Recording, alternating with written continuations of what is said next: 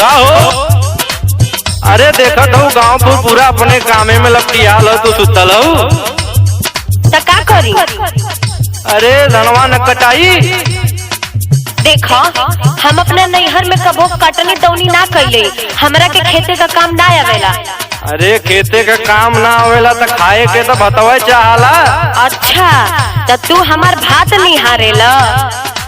सुना ज्यादा बतियावा मत। सुनावा। पाक गइल बा धनवा धनिया जाला करे कटनिया हो।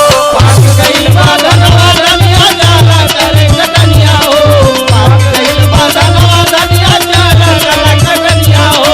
पाक गइल बा धनवा धनिया जाला करे कटनिया हो। चहला करे कटनिया हो। रोटी बना के तू गठिया ला संगे पुदीना चटनिया हो। रोटी बना के तू गठिया ला संगे पुदीना चटनिया हो।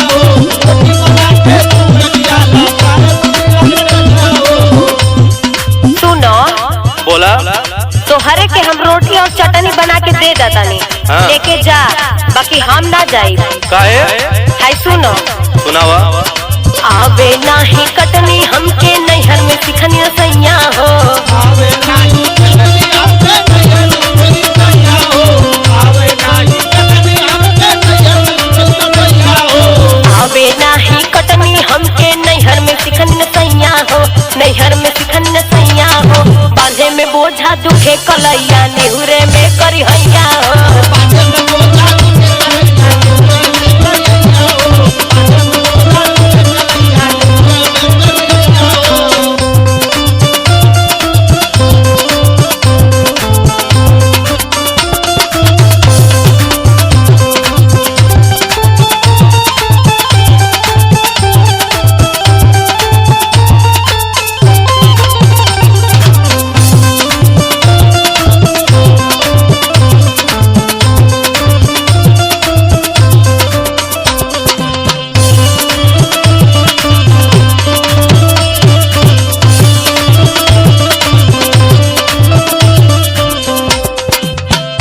का कहलू है? बाने में बोझा दुखी कलैया, निहुरे में करिया हो। हाँ तो अरे तगलिया बगलिया कुल का पत्तो और से आल है, उन्होंने ना करत है। कम से कम देख के तो सीखा। अच्छा तो उन्हन का दाज करे के का हमके? हाँ दाज करे के हो। लगलू अंग्रेजी बतियावे। अरे सुना। अंग्रेजी कहाँ बोलत है? रखबू न पाव गोरी खेत खलिहान में।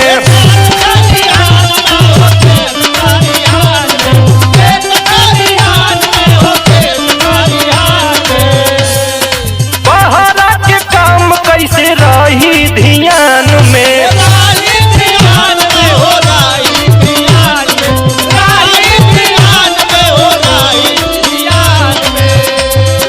रखबू न पाव गोरी खेत खलिहान में।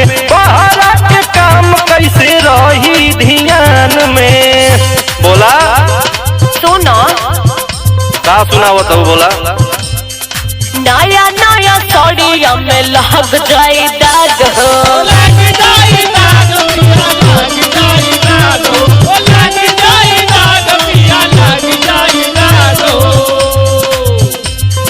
बाउर बुझात बा महीना ई माग हो। महीना ई माग हो, महीना ई माग हो। महीना ई माग हो, महीना ई माग हो। नया नया साड़िया में लग जाए दाग हो। बाउर बुझात बा महीना ई माग हो।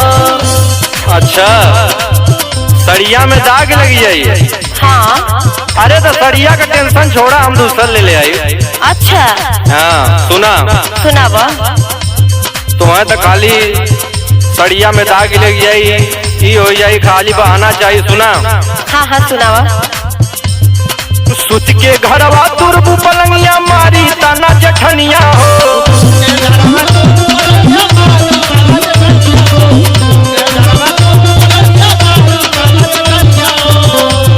सुत के घरवा तुरबू पलंगिया मारी तना जठनिया हो। मारी तना जठनिया हो। रोटी बना के तू गठिया ला संगे पुदीना चटनिया हो।